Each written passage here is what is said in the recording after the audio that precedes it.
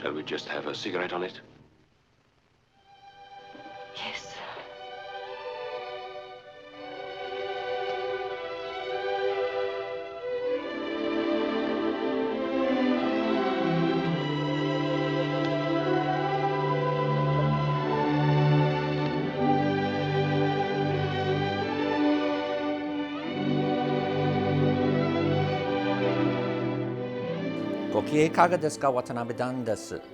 On today's episode of Backward Engineering Your Script, we're going to be talking about the genre of the melodrama and how that genre of the melodrama happens to be yet another one of these that a lot of people don't take seriously in terms of the messages that it imparts, but is in reality one of the most effective ways of getting through a lot of the societal things that are troubling but aren't going to necessarily be addressed in mainstream entertainment. The movie that we're going to look at seems to be the antithesis of that.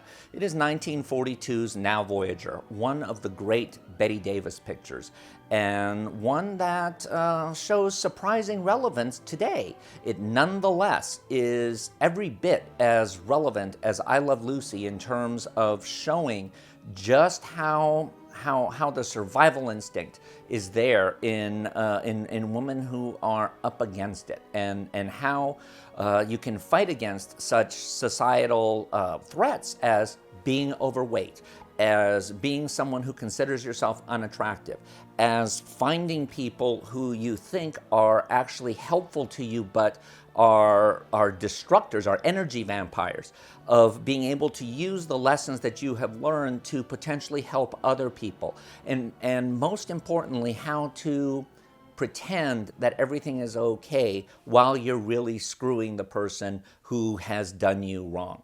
So let's take a look at some of those issues and how this film happened to conquer them. The first of them is the battle between mothers and daughters. Now remember, this is 1942, so we're coming from a tradition where motherhood was very valued and motherhood was fetishized. And yet we know that a lot of women were having troubles with their mother, were having troubles with their daughters, were having trouble understanding how to best convey the role of where a woman's place is in society. And so we have, in the person of Bette Davis, Charlotte Vale, someone who comes from a life of privilege. She lives in a huge mansion in Boston. She comes from incredible wealth, yet she is desperately unhappy. This is what they called in the 1940s suffering in mink, because you know how many of us would love to have that problem of having $1 billion sitting in the bank waiting for us.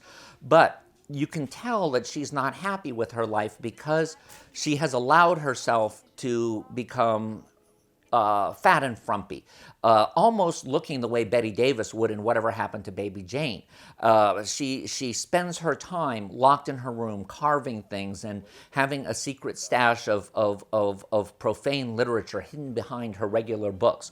And she has driven herself into a position of a nervous breakdown. Now, how could this be? Well, the answer is her mother, played by Gladys Cooper, who exemplifies this kind of matriarch who holds incredible power over her family. I will not pretend, Dr. Jackwith, you've been brought here with my approval. No matter what Lisa may have told you, my daughter Charlotte is no more ill than a molting canary. She has forced her daughter to be overweight. She has forced her daughter to wear uncomfortable clothing. She has even made her daughter wear glasses. Why aren't you wearing your glasses? Oh, they're in my bag. Mother, they're so unattractive. Other girls Put them don't. on. You'll never get another pair of eyes, my dear. And she's gotten it to the point where any time Charlotte has had any male attention, she has squashed it.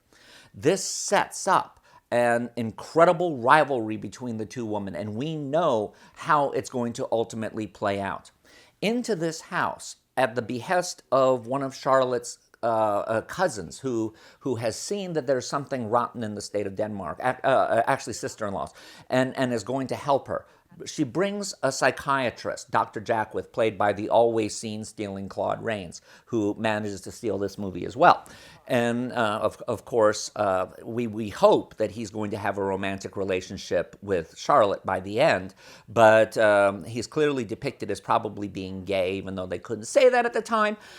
It's clear that he is, because he understands women and he's willing to stand up to the mother, which is something only gay men in that era could do. You know, even look at how Rhett Butler was able to crumple under Scarlett O'Hara, but Ashley never did. This is the same thing that's going on here, and he sets up the battle with the mother right away by letting her know that he's not awed by her. My dear Mrs. Vale, if you had deliberately and maliciously planned to destroy your daughter's life, you couldn't have done it more completely. When he meets with Charlotte, he sees that she's very hesitant and that she's very repressed, but yet he knows that there's a strong woman inside. Houses turned in upon themselves, hugging their pride. Introverted doctor. Well, I wouldn't know about that.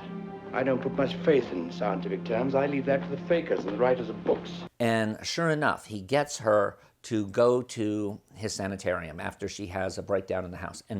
And he arms her with what seems like good advice from a Walt Whitman poem. I'm told want by life and land ne'er granted. Now Voyager, sail thou forth to seek and find. And she, in fact, is willing to go on a voyage in order to in order to try out her new wings, so to speak.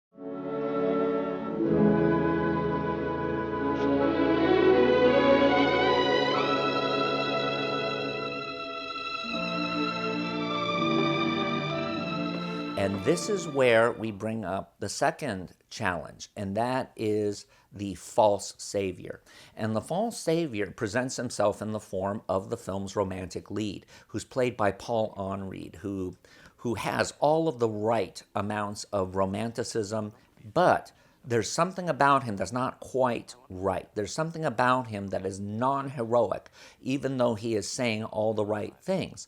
And we find out that he has a terrible wife, and he has a daughter who's having psychiatric problems. So we get the hint right there that this is not a good guy. But he presents himself in such a flattering position, in such a good way, that our heroine, who is getting used to feeling comfortable about her looks, about the way that people are reacting to her as a good-looking person, as opposed to being the frump that she was, and seeing that even though she's changed on the outside, she's still a mess on the inside.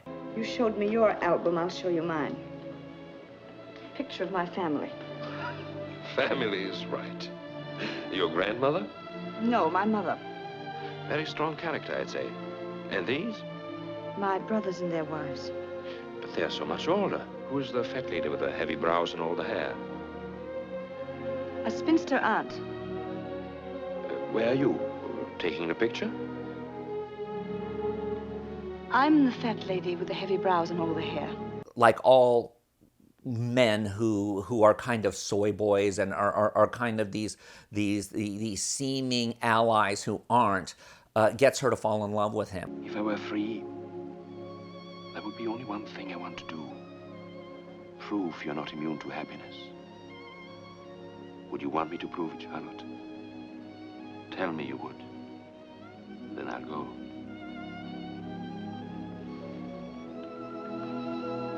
Why, darling, you are crying.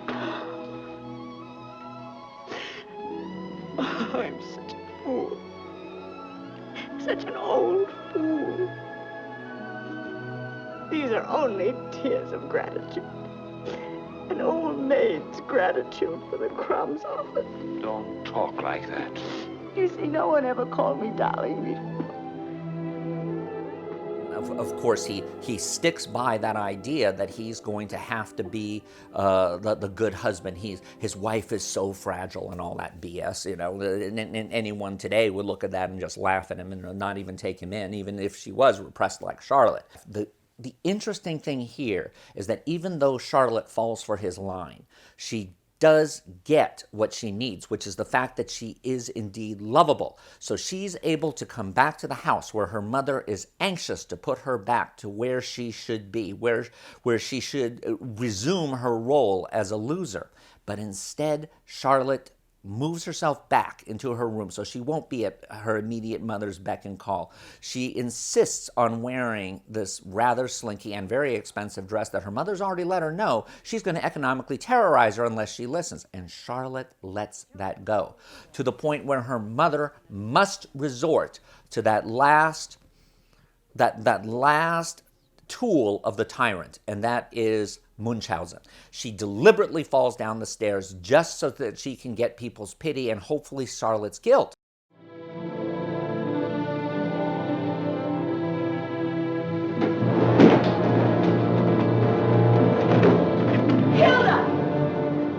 But what does Charlotte do? Instead of falling for the trick, she sets a fire in the house for the first time in the fireplace. She wows her cousins to the point where she wins them over, and to where even her tyrannical, bitchy cousin begs her forgiveness. I mean, talk about your triumphs. This is just like Romeo and Michelle's high school reunion, where they go back and they wow people who had picked on them because now they are a success. But at this moment of supreme triumph in the movie, who comes back but Jerry? And he once again tries to interfere with her life and gets her to feel uncomfortable in herself, to the point where even though she has now found a guy, a widower, who's interested in marrying her, even though he's obviously not very sexy, and in a very cringy scene where he's with her and you can tell that she's like, okay, this is so not working, that she leaves him. She leaves the good guy because she realizes that that she can't be phony. She's been real. She can't be phony. And so once again we see that this movie is giving a message that if you're being pressured by your parents to have a marriage simply because it's convenient, simply because it works for the family, you don't have to do it. Well, of course, Charlotte comes home, lets her mother know that the engagement is off. Her mother cusses her out, and Charlotte has these immortal words. Dr. Jacques says that tyranny is sometimes expression of the maternal instinct. If that's a mother's love, I want no part of it. I didn't want to be born. You didn't want me to be born either. It's been a calamity on both sides. And her mother, not able to pull a Munchausen trick this time, dies. Unfortunately, it is here where the movie makes a bad trip. It shows Charlotte returning to the sanitarium where she runs into Paul Henri's daughter, who is laughably pathetic. I kept waiting for her to turn into Sissy Spacek and Carrie and turn out to have telekinetic powers and destroy the world. That would have been the only way I would have been satisfied with this section of the movie. What ends up happening is Charlotte steps in and becomes the perfect surrogate mother. She teaches Tina how to be a little bit more self-confident. She plays tennis with her, and she cuddles with her, and all this other stuff. And of course, in another just 1940s to the max moment, Tina wants to call her Camille, because that's the same name that Jerry called her, and so we get that irony there. And in fact, I'm all for saying that now Voyager would be a completely forgotten movie, and rightfully so, because no matter how good the beginning is, this last section is so god-awful that you want to tear the screen up at almost every moment. But the film has one of the great curtain scenes. I mean, even greater than the curtain scene in next year's Casablanca. And this last scene is what saves the movie, and it's a scene that has been parodied by people, and it's been misquoted, and most of all, it's been misunderstood. Because here's what happens in that last scene. We see that Charlotte tells Jerry that they cannot have their ongoing relationship because otherwise Dr. Jacques will not let Tina stay with her anymore, and she's just concerned with the girl.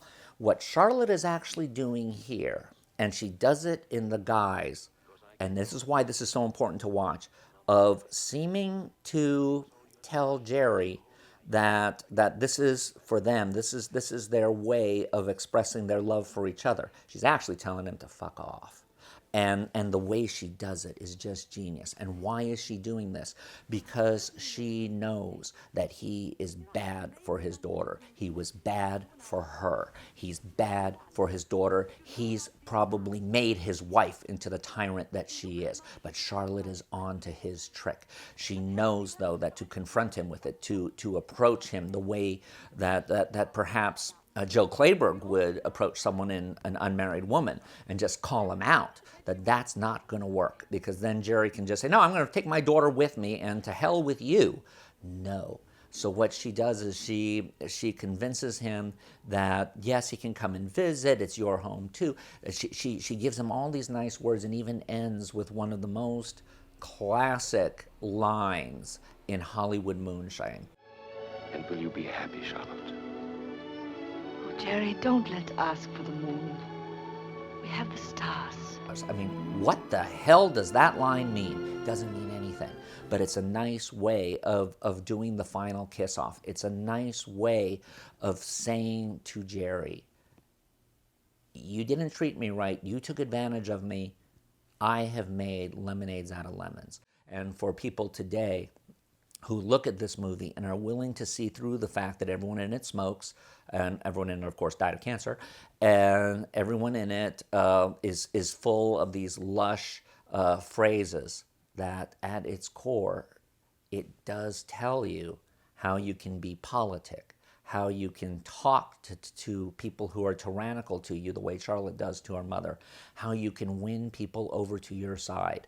It is absolutely a manual on how to live your life properly. And the fact that there's parts of the third act that are terrible, oh, well, we just have to live with that, don't we? But I guess you'll be laughing out of the other side of your face if I did carry out my suggestion. I don't think I would. I'm not afraid, Mother. I'm not afraid.